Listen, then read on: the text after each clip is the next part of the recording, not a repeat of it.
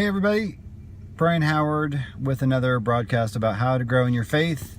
And this particular broadcast is at the end of the day of selling in Dallas-Fort Worth. I'm super tired, so tired. I don't know how I'm going to function tonight actually. But I wanted to convey a story about a sales call that I was just on 2 hours ago maybe. We did a workshop for a customer.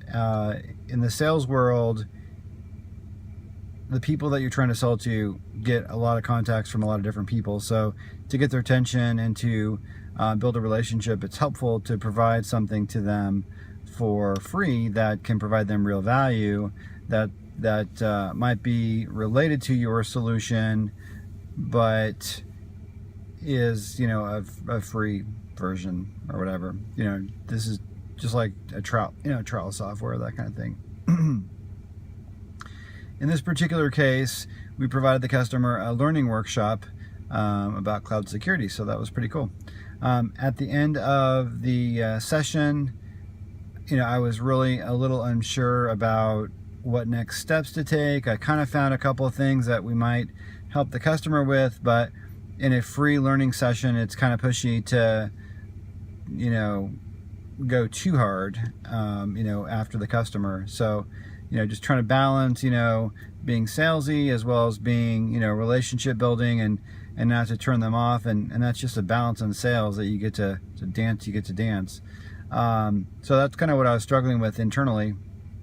And so I just prayed a little silent prayer, and I just said, Lord, what do I do here? Just very, very simply.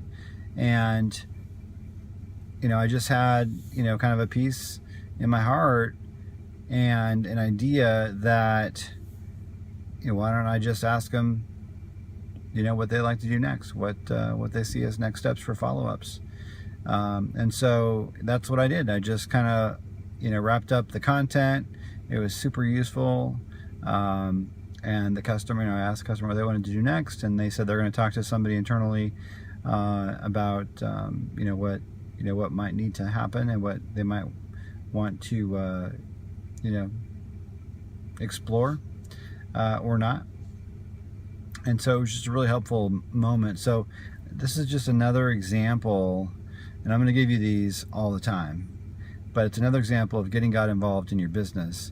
That for me it's important because it's really critically important that I generate new opportunities, that I generate new business. That's the pressure life that the salesperson is under. Your pressures might be something different, but everybody needs wisdom. And there's a verse in James that talks about, if any of you lacks wisdom, he should ask God, who gives generously to all without finding fault.